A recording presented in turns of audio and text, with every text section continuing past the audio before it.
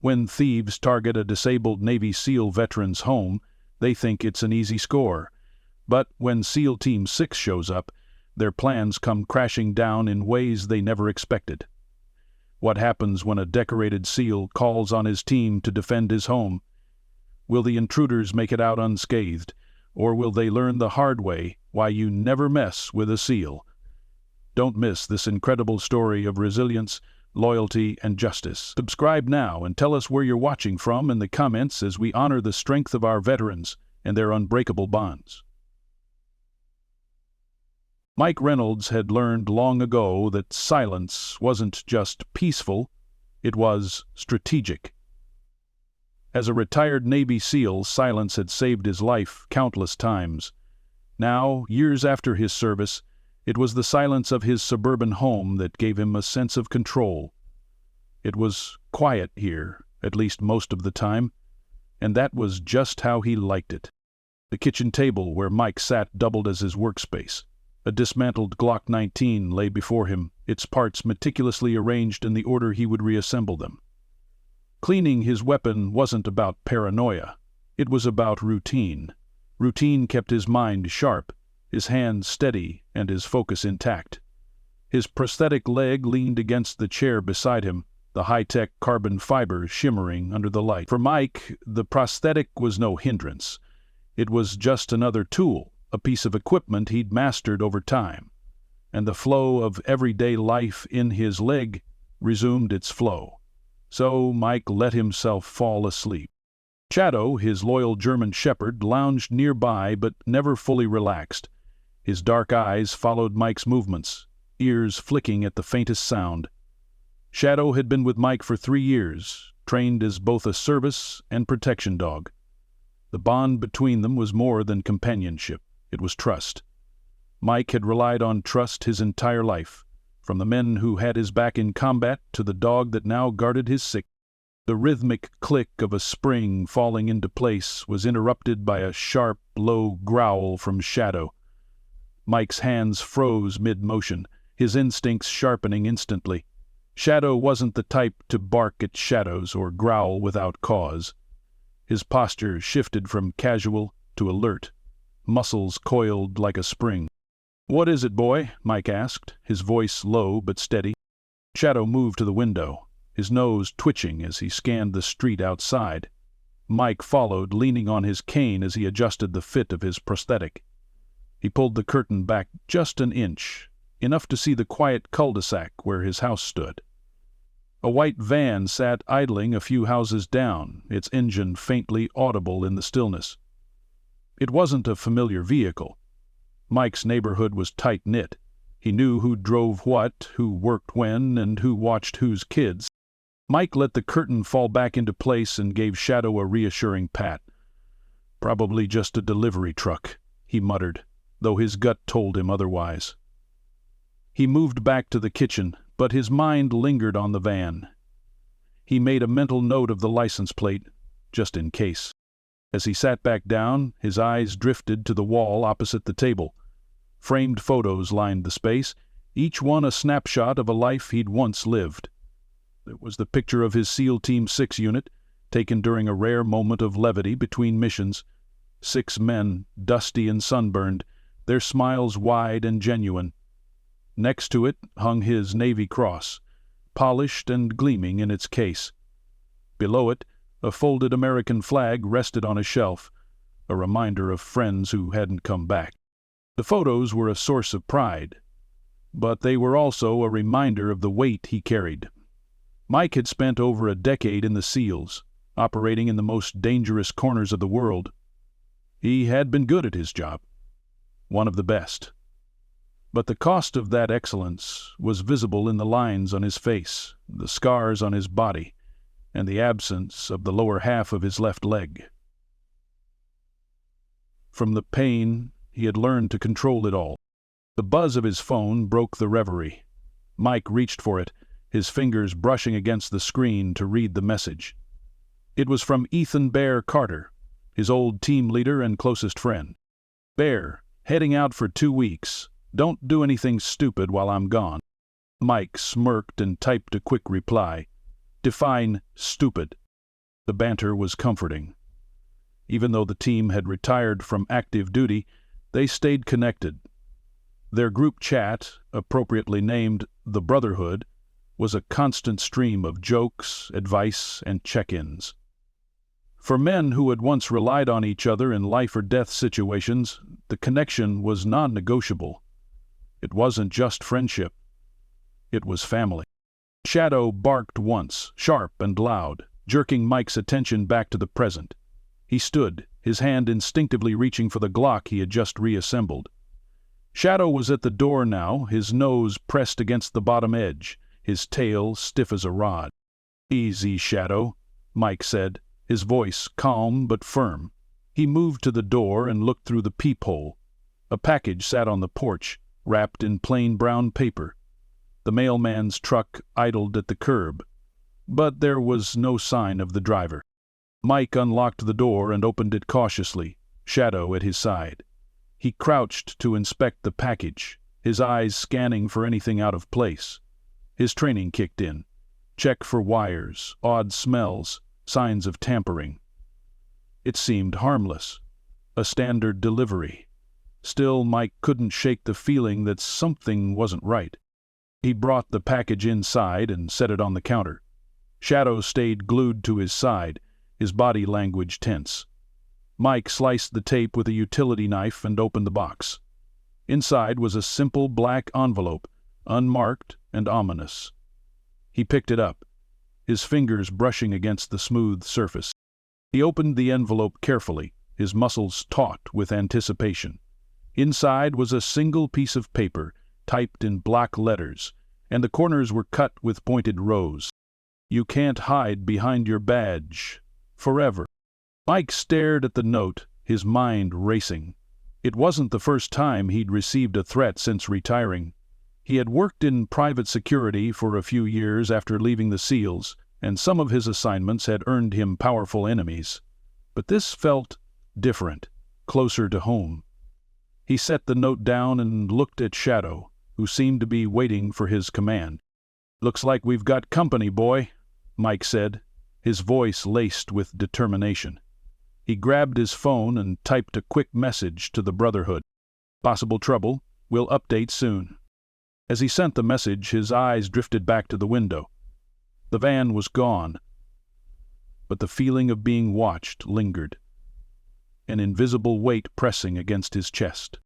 Mike moved to his safe, hidden behind a false panel in the wall. Inside was an arsenal, rifles, pistols, and enough ammunition to hold off a small army. He pulled out a Mossberg shotgun and loaded it with a practiced ease, the sound of the pump action echoing in the quiet house. Shadow barked again, a low guttural sound that made the hairs on Mike's neck stand on end. "Let 'em come," Mike muttered, his voice as steady as the steel in his hands. "They picked the wrong house." "Sate!" Shadow wagged his tail slightly, his gaze locked on the door. The silence returned, but it was no longer peaceful. It was the kind of silence that came before a storm, and Mike Reynolds was ready for whatever was about to break. The abandoned warehouse on the edge of town was a fitting lair for the gang that called themselves the Stray Dogs. Inside, the smell of stale beer and cigarettes hung heavy in the air, and the faint sound of rock music buzzed from a beat-up radio. Gathered around a scratched-up folding table were 4 men. Travis, the self-proclaimed leader, his younger brother Eric, a wiry figure with darting eyes, Jake, the muscle of the group, and Chris, their tech guy, who seemed more comfortable with a laptop than a lockpick. Travis leaned back in his chair, the light from a single overhead bulb catching the tattoos that ran up his forearms. He tapped the table with a switchblade, a lazy grin spreading across his face. "This next job is going to be a cakewalk, boys. Easy money." Jake cracked his knuckles, his hulking frame dwarfing the rickety chair he sat in. "You said that about the last job, and we nearly got caught. I'm not saying it's true for everybody." "Yeah, but we didn't," Travis shot back, "because I'm good at what I do. And this one? This one's a guaranteed score." Chris glanced up from his laptop, skepticism etched on his face. "What's the target?" Travis slid a photo across the table. It was a snapshot of Mike Reynolds' home, taken from a distance. "That's the place. Single-story, suburban, nothing fancy, but plenty of potential." Eric leaned in, squinting at the image. "Why this house? Looks like any other boring place in the neighborhood." Berth scratched his head. Exactly," Travis said, tapping the photo for emphasis. "It's boring. Guy living there is some retired military type. Lost a leg or something. Probably sitting on a fat pension, maybe even a safe full of goodies." Jake frowned. "Military? That could mean trouble." Travis waved him off. "The guy's a cripple. What's he gonna do, throw his cane at us? Trust me, this is easy pickings." Travis flushed and turned to her. Chris hesitated, his fingers hovering over the keyboard. "I don't know, man. Something about this feels off. You sure he's not like a combat vet or something?" "Combat vet or not, he's one guy," Travis said, leaning forward, "and we're four. Plus, I've been watching the place for weeks. He's got no family coming around, no visitors except a mailman. He's alone. We hit the place quick and quiet, and we're out before he even knows what's happening." Eric grinned, showing a row of crooked teeth. "I'm in. Been a while since we had an easy score, which I bet our hero David doesn't even remember." Chris sighed but nodded, reluctantly pulling up satellite images of the neighborhood. "Fine. I'll map out the entry points and get the security details, but if this goes sideways, I'm out." "It won't," Travis said confidently. "This guy's probably sitting in front of the TV right now, watching old war movies and feeling sorry for himself. Trust me, this is going to be the easiest job we've ever done." Hours later, under the cover of darkness, the stray dogs piled into a nondescript gray van. Travis drove, his knuckles tight on the wheel as they rolled into Mike's quiet neighborhood. The streetlights cast long shadows on the suburban homes, their windows glowing softly with the warm light of evening routines. The van slowed as they approached Mike's house, its headlights off. "Cut the engine," Chris said, his laptop perched on his knees. "I've got a signal jammer ready to go. No cameras, no alarms. We'll be ghosts." Travis parked a few houses down, out of sight of Mike's driveway. He turned to the group, his face serious. "All right, you all know the drill. Masks on, gloves on, in and out in 10 minutes. Eric fidgeted with his ski mask, his nervous energy palpable. "What if the guy's awake?" "Then we scare him," Travis said with a smirk. "What's he gonna do, call the cops? By the time they get here, we'll be gone." That is what they wrote.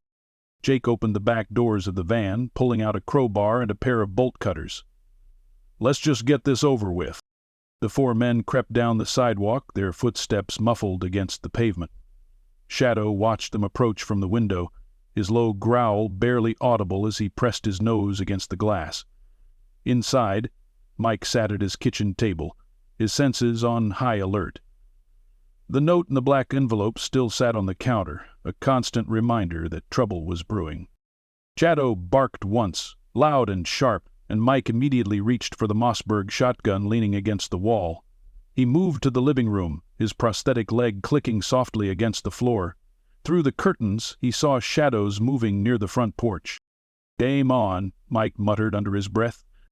Outside, Travis motioned for Eric to pick the lock on the front door. Eric knelt, his tools working quickly, but his hands shook slightly. "This guy better have something good," he muttered. "Quit talking," Travis hissed. "Just get us in." The lock clicked, and Eric pushed the door open. The four men slipped inside, their flashlights cutting through the darkness. The house was quiet, almost too quiet. The air felt heavy, charged with an unspoken tension. Chris stayed near the door, his laptop tucked under one arm. "Signal jammer's up," he whispered. "We're clear." Entry report. Jake moved to the living room, his flashlight scanning the walls.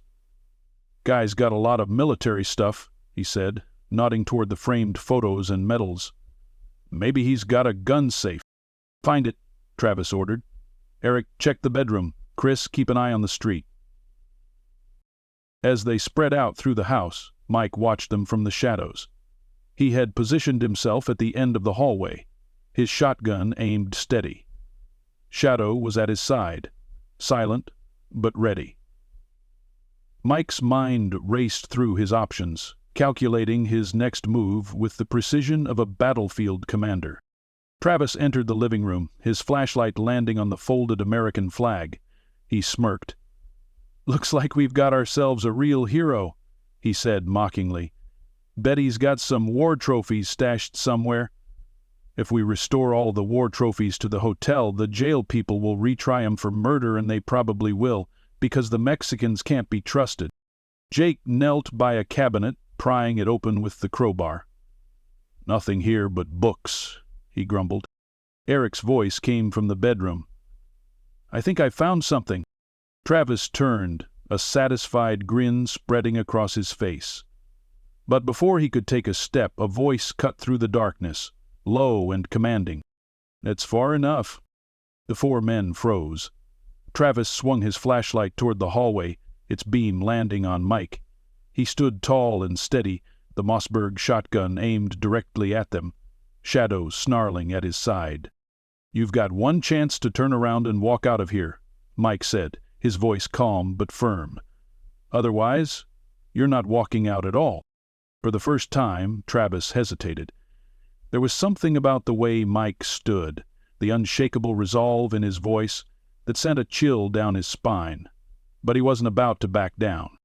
"Big talk for a guy with one leg," Travis sneered, taking a step forward. "What are you going to do? Shoot all of us?" Mike didn't flinch. His finger hovered over the trigger, and his next words were razor-sharp. "You have no idea who you're messing with." The tension in the room was electric. For a moment, no one moved, and then, from the corner of the room, Shadow let out a low, guttural growl that made the hairs on the back of Travis's neck stand on end. Jack moved closer to Brant. "You've got 5 seconds," Mike said. 4. The stray dogs exchanged uneasy glances. For the first time, the so-called easy job didn't feel so easy anymore. The silence that followed Mike's countdown was suffocating. 4 strangers stood frozen in his living room, their flashlights casting jagged shadows on the walls. Mike Reynolds stood at the end of the hallway, his Mossberg shotgun locked and loaded, Shadow at his side. His mind was calm, sharp. This wasn't the first time he had faced an enemy in the dark.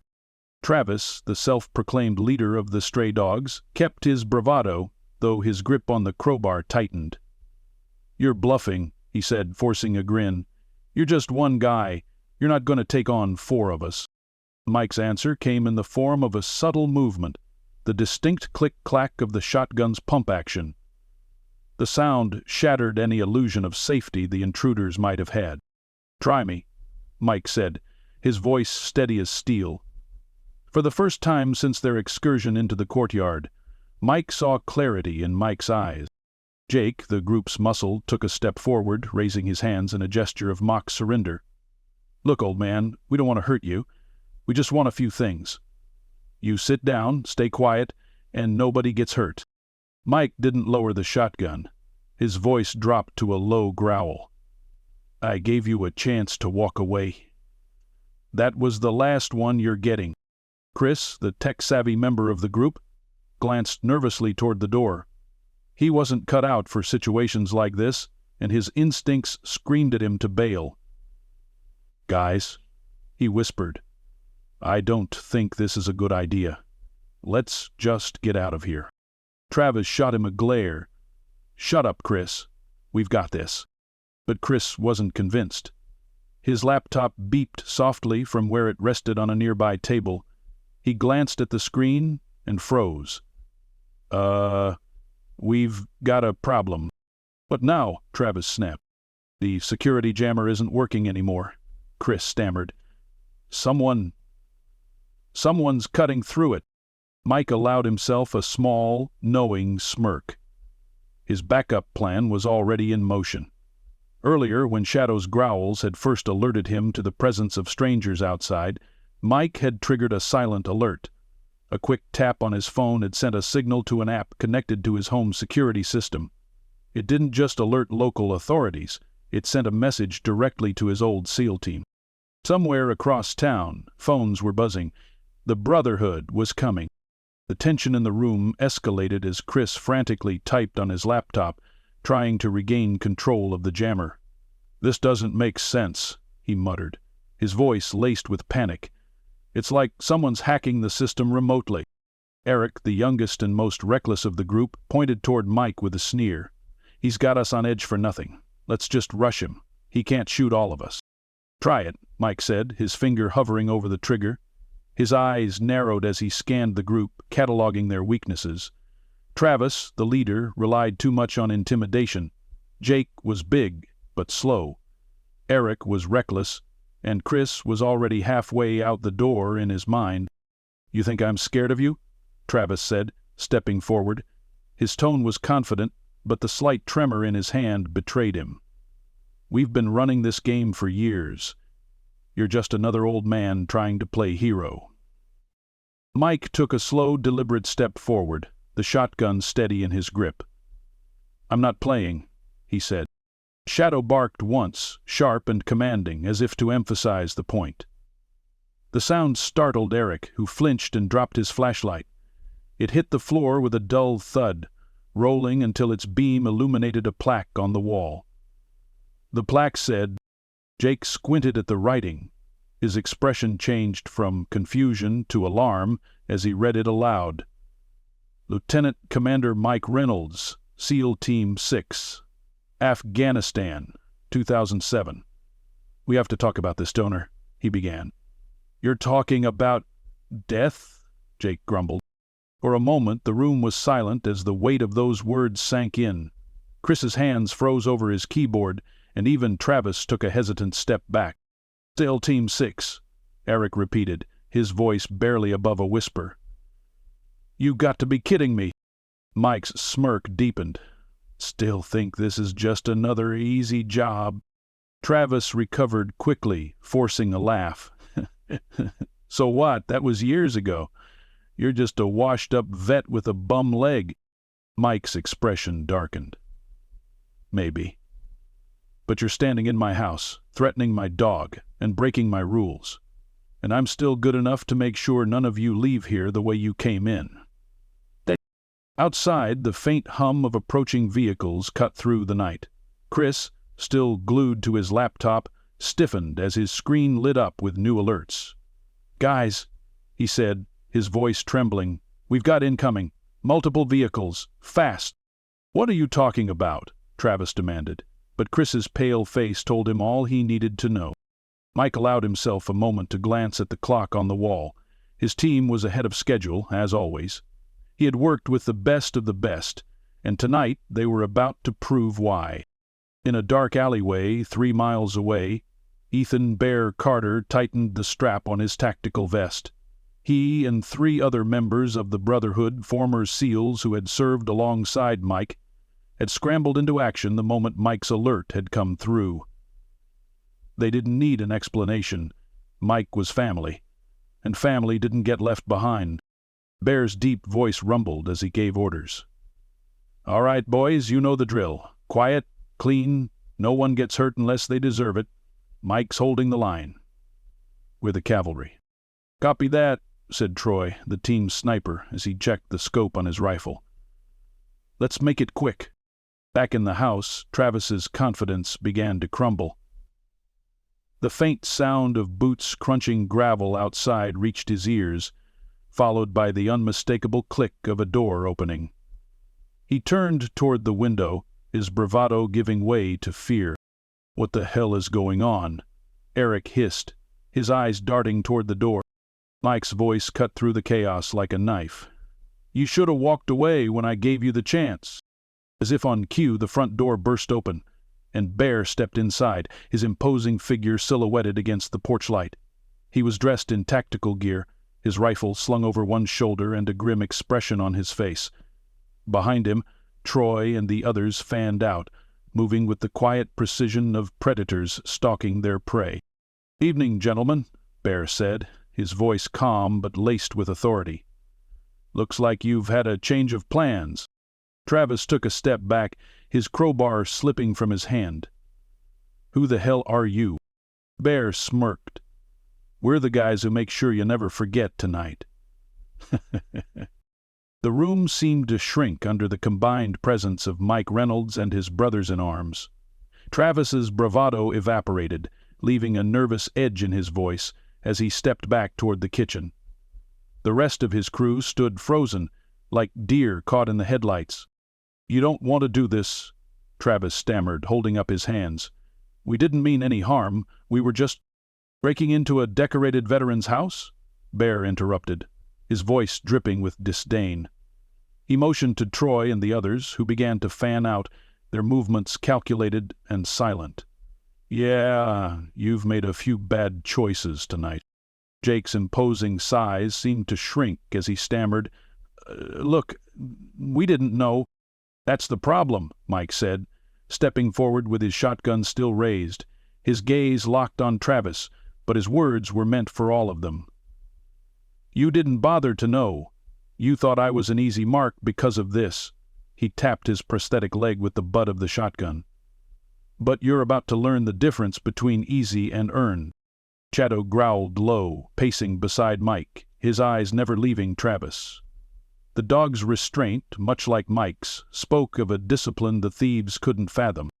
The first move. Chris made a panicked lunge toward his laptop, desperate to salvage some control over the situation. But before his fingers could touch the keys, Troy's voice rang out from the corner. "Don't even think about it," Troy warned, his rifle trained on Chris with steady precision. Chris froze, his hands trembling in midair. "I wasn't. I just—" "Sit down," Troy barked. Chris obeyed instantly, collapsing onto the floor, his laptop sliding away. The other thieves exchanged uneasy glances, their confidence unraveling. Eric, the youngest and most impulsive of the group, made the mistake of thinking speed could save him. He darted toward the door, but before he could reach the handle, Bear stepped into his path. With one fluid motion, Bear grabbed Eric by the collar and shoved him against the wall. "Going somewhere?" Bear asked, his tone almost mocking. Eric whimpered in response, his bravado reduced to fear. Mike's command. Travis glanced around the room, searching for a way to regain control, but every exit seemed blocked by calm, calculated men who exuded danger. He turned back to Mike, his voice rising in desperation. "All right, fine. You've got us. Just let us go. No harm, no foul." Mike let out a low chuckle, devoid of humor. "No harm, no foul," he echoed. "You broke into my house. You threatened my life. And you think this ends with you walking away?" Shadow barked sharply, the sound punctuating Mike's words like a judge's gavel. "This doesn't have to get ugly," Travis pleaded. "We'll leave. You'll never see us again." Mike lowered the Mossberg slightly, but his eyes didn't soften. "You're right about one thing. You're leaving tonight. But it won't be on your terms." A true statement. The takedown. Jake, still standing by the cabinet he had pried open earlier, seemed to realize his size was his only advantage. He lunged toward Troy, aiming to disarm him. But Troy sidestepped with the ease of a trained fighter. In one swift motion, Troy swept Jake's legs out from under him, sending the larger man crashing to the floor. "Stay down," Troy said, his rifle pointed squarely at Jake's chest. Jake groaned but didn't move. Troy called to him. Chris began to hyperventilate, his eyes darting between the SEALs and his crewmates. "We didn't sign up for this," he muttered, rocking slightly where he sat. Bear stepped forward, his boots thudding heavily against the floor. "You signed up the second you decided to target one of us, and let me make something clear. This isn't just a house. This is Mike Reynolds' house. You don't mess with family." The weight of Bear's words hit harder than any punch. The thieves, once so confident, now looked like schoolboys caught stealing from the principal's desk. Now she folded her arms. "Okay." The cavalry arrives. As if on cue, the distant sound of sirens began to cut through the night air. Chris, hearing them, let out a strangled gasp. "You called the cops?" he asked, his voice breaking. Mike tilted his head slightly. "Not exactly," he said, a small smirk tugging at the corner of his mouth. "I called my team first. The cops are just the cleanup crew." Shadow barked again, pacing toward the door as the flashing blue and red lights reflected through the windows. Moments later, a loudspeaker boomed from the street. "This is the police. The house is surrounded. Drop your weapons and come out with your hands up." Travis's shoulders slumped in defeat. He looked at Mike, his eyes filled with bitterness. "You're gonna regret this." Mike raised an eyebrow, his grip on the shotgun firm. "You're wrong about that," he said. "But you're definitely gonna regret knocking on the wrong door." Old criticism started to flow through Michael's mind. If chance arised, they disappeared. Justice served. One by one, the thieves were led outside, their hands cuffed behind their backs.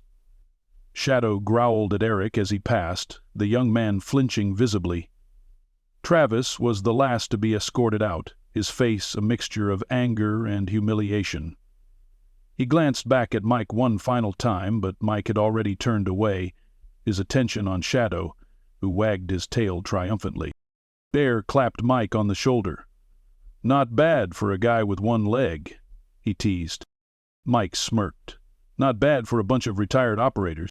Troy chuckled as he slung his rifle over his shoulder. "Think they'll come back?" Mike shook his head. "Not a chance. They'll be telling stories about this night for the rest of their lives." As the police wrapped up their work, Bear and the team prepared to leave. "You good here?" Bear asked. Mike nodded, leaning down to scratch Shadow behind the ears.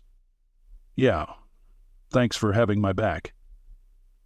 Shadow shook his head and looked down. Bear grinned. "Always, brother."